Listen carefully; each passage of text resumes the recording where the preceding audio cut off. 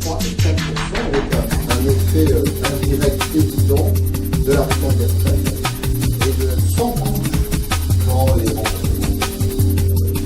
Les propos tenus par un grand corps de contrôle pour lequel j'ai le plus grand respect. Quand on regarde les fondamentaux de l'évolution de la branche depuis 4-5 ans, on voit d'une part le fait que nous maintenons un très haut niveau de remboursement, puisque l'assurance maladie, la Sécu comme on dit, couvre à peu près 80%, 78% de la dépense de santé, et que ça ne se réduit pas, contrairement à ce qu'on entend parfois, ça a même tendance un petit peu à augmenter.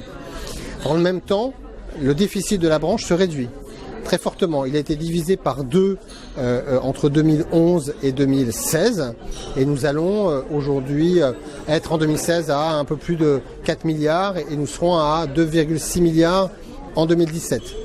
Et dans le même temps, nous maîtrisons la dépense à peu près autour de 2%, ce qui est le rythme nécessaire pour pouvoir à la fois répondre aux besoins de santé de la population et ne pas creuser les déficits.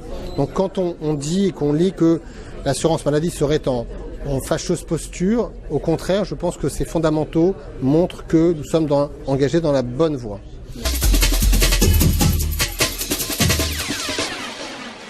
En France, nous avons un système qui, à la fois, repose fondamentalement sur une prise en charge très forte par la sécurité sociale, puisque, comme je vous l'ai dit, c'est 78% de la dépense qui est prise en charge.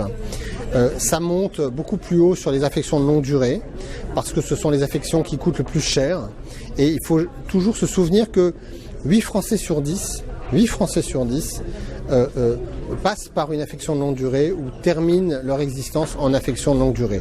Donc d'avoir un dispositif très robuste sur la couverture du soin lourd, de la pathologie grave et qui coûte très cher et que personne ne pourrait se payer dans un autre système qu'un système de solidarité est un élément de force très important. Et ce faisant, nous avons aussi une couche couverte par les complémentaires et qui est aujourd'hui devenue un élément très important d'accès aux soins. Et donc nous sommes, aujourd'hui les complémentaires c'est à peu près 13,5% de la dépense de santé. Et donc c'est un élément tout à fait important dans l'accès aux soins. Et donc il faut évidemment faire que le maximum d'assurés puissent bénéficier d'une complémentaire, notamment les plus modestes. C'est ce que nous faisons, y compris la sécurité sociale, en accompagnement nos assurés dans le bénéfice de la couverture maladie universelle ou de l'aide à la complémentaire santé.